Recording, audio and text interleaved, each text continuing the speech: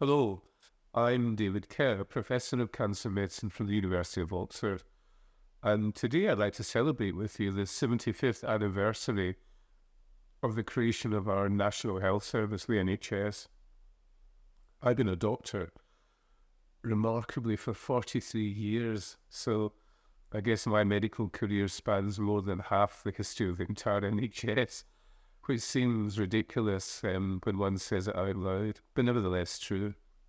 NHS are fantastically complex organisation, one of the largest employers in the world, somewhere between 1.2 and 1.6 million employees, depending on how you count things. A budget of around $220 billion a year to maintain a health service which is universal for all citizens and free at the point of delivery. Considered by many governments' greatest gift, if we could call it that, to the populace, considered by some to be almost a religion, which is worshipped, which is revered above all other civil services. Truth in that. Considered some to be an unreformable monolith, a money pit that no matter how much money we as taxpayers tip in, this is how our NHS is funded, it will never quite live up to expectations. It will always fall a little short. And despite, with every new government, with every new cycle of renewal of government, with every new health minister, usually a whole variety of structural reforms are introduced, which never really quite delivered that which was hoped. And it's always to do with the structure, rather than a philosophical underpinning of the NHS, or rather than really being able to push an agenda that would allow it to be truly modernised or to take best lessons from other healthcare systems around the world. In saying that, it is a remarkable organisation, and it has kept pace with the march of modern medicine, embracing molecular genetics, embracing the latest technology, through a health technology assessment unit, NICE, embracing new drugs which are considered to be usefully cost-effective to the population of patients and their families that we serve. Many firsts within the NHS. The first test tube baby in the world, the first fat lung transplant, one could go on. And it doesn't surprise, given the close relationship between the NHS and our academic medical schools like mine in Oxford.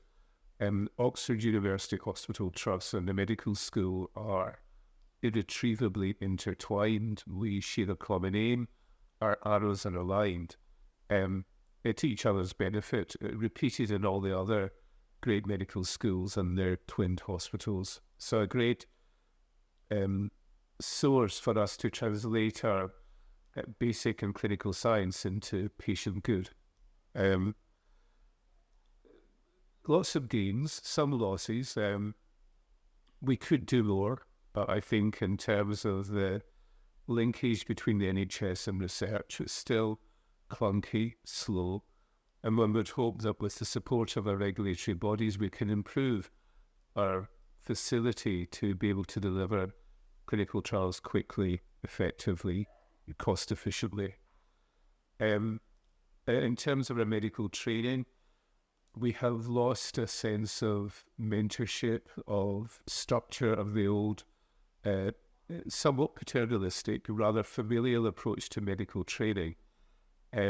A lot of it driven by the European Times Directive, which mandated that the young doctors of today work many fewer hours than I did when I was a youngster coming through. And that's led to some fragmentation of the service and fragmentation of mentorship from senior doctors like myself. So I think our medical education, although of the highest quality, we've lost an element of the sort of human touch, a loss of the sense of the strong relationship between senior and junior doctors that could last a lifetime. what next for the NHS? We must continue to embrace more fully than we're doing the digital health revolution, using AI and large data to better predict those citizens who are going to get into trouble, to practice more preventive health than just being a destination for the sick, for the needy. We need to think about improved funding models. We need to think about improved, smoother, quicker, fairer decision-making about allocation of resources that's rather hidebound. The disconnected hierarchy with our Department of Health, which oversees the whole health budget, is becoming greater rather than less, with hospitals being independent trusts, rather like pre-Machiavellian Italy with a series of city-states. We've replicated lots of bureaucracy, I think wastefully so, that makes decision-making even slower. The NHS is here to stay. There ain't no maybes about it. There will be no attempt to dismantle it, and usually what we find that happens politically is that there's tinkering around the edges. That won't do. It's not sustainable for the future. We need to have a revolution rather than evolution in terms of how we deliver healthcare, and perhaps more of that in later of these brief videos. At the time being, thanks for listening. I'd be really interested in any comments that you have, either from inside or outside the NHS. Do you envy us? Do you pity us? Are there elements of what we deliver through the NHS that you'd like to replicate within your own healthcare system? Please drop any comments. For the time being, landscapers, over and out, and thank you.